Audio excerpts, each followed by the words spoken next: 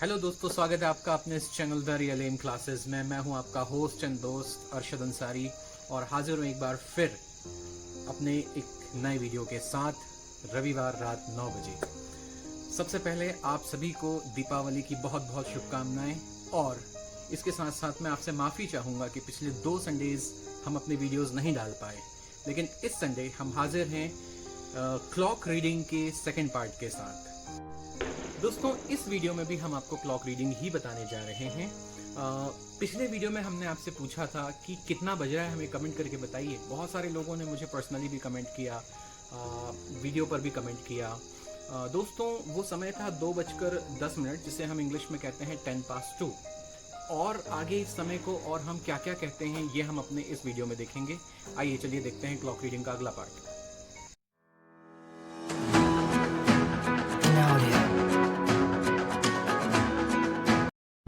Last time मैंने आपसे पूछा था एक सवाल हमारे वीडियो में कि जस्ट अ सेकेंड,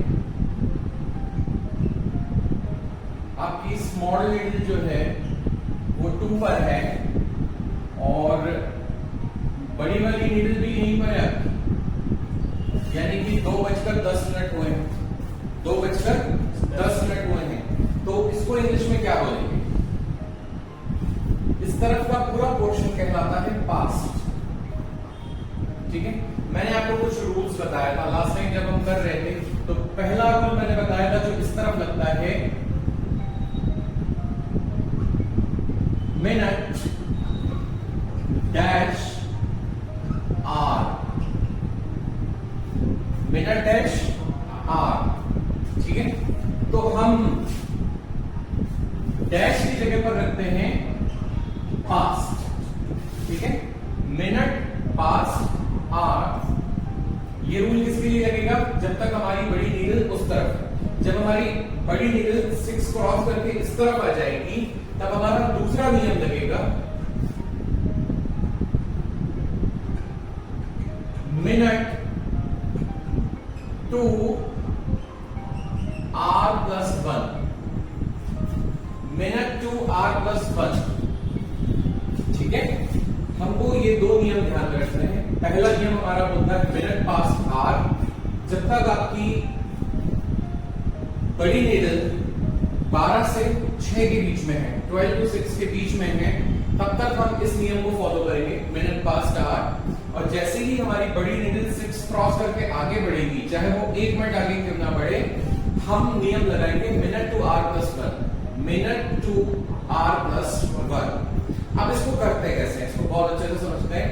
जैसे मेरी बड़ी नीडल, छोटी नीडल 2 पर है, 2 बजा हुआ है, बड़ी नीडल मेरी 5 पर आती है, तो हम बोलते हैं 5:2। बड़ी नीडल जब 2 पर आती है तो हम बोलते हैं 10:2। बड़ी नीडल मेरी 15 पर आ जाती है। ठीक है, मैंने आपको लास्ट टाइम ये भी बताया था कि हमको अंदर वाले डिजिट्स काउंट नहीं करने हैं, बाहर वाले डिजिट्स बोलने हैं। अंदर वाले डिजिट्स सिर्फ हमारी पहचान के लिए हैं, बोलना हमें कौन सा है? बाहर वाला।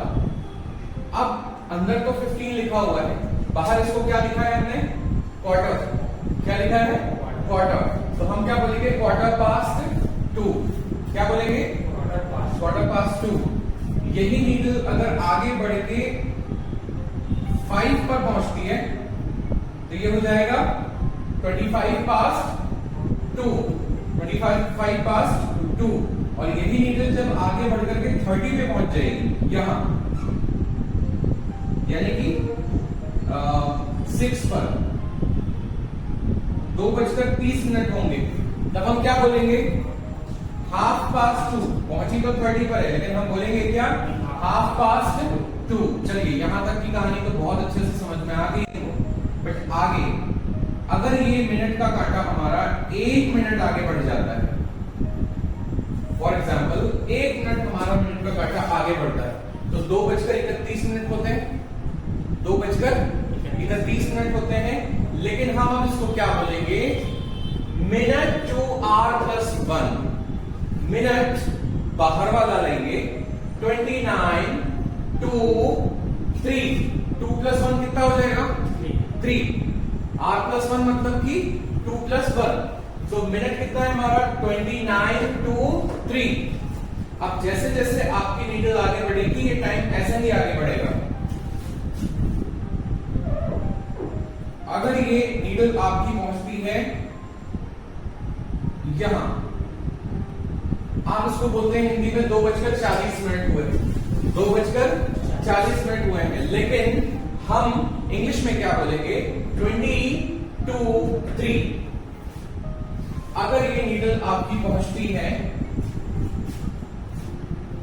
यहां, ठीक है, आपकी आर की नीडल भी जब तक थोड़ा आगे इधर आ जाएगी, मिडिल में आ जाएगी यहां पे, है ना, तो इसको हम कहते हैं कि 3:45 हुए हैं।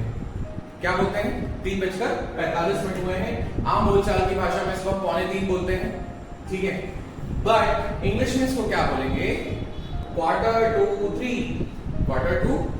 एक्चुअली इंग्लिश में होता ये है कि इंग्लिश में बताया जाता है, जैसे ही नीडल आपकी इधर बढ़ती है तो बताया जाता है कि 3:29 बाकी हैं, 3:40 बाकी, सॉरी 20 मिनट बाकी है, 3:15 बाकी है, 3:10 बाकी है, ठीक है।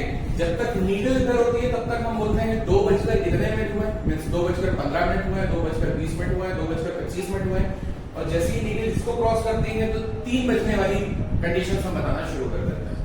फिर ये राउंड द क्लॉक चलता रहेगा। फिर ये आपका जो नीडल है जब यहां आ जाएगा फॉर एग्जाम्पल 11 पे, तो ये हो जाएगा 2:55 और हम इसको बोलेंगे 5 to 3। और जैसे ही ये नीडल्स हमारी आती है इट विल बी 3 o'clock, 3 बज जाएगा, एंड अगेन फिर हमारी नीडल आगे बढ़ेगी और 3:05 बोले तो 3:05 और फिर राउंड द क्लॉक हमारा चलता रहेगा। तो यही रूल हम लगाते हैं।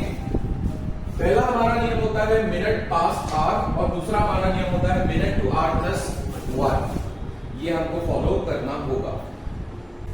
3 बजे के हिसाब से, 4 बजे के हिसाब से हमको ये टाइमिंग्स बना के अपनी प्रैक्टिस करनी है, ताकि हम हमारी ये प्रैक्टिस में आ जाए। और अगर हमसे कभी भी कोई भी पूछे कि कितना समय हुआ है तो हम उसको ये ना बोले 3:15, इंग्लिश में ये ना कहें कि 3:15 हो रहा है, हाँ 2:45, ठीक है।